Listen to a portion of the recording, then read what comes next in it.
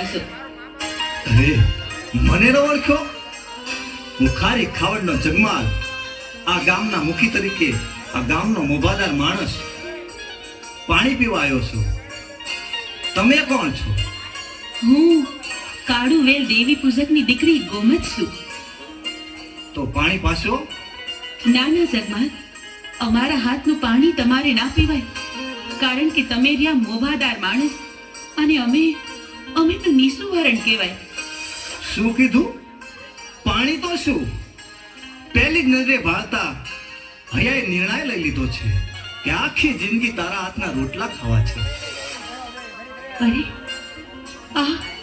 આ શું વાત કરીને પછી પાછળથી દગો તો નહીં દો ને?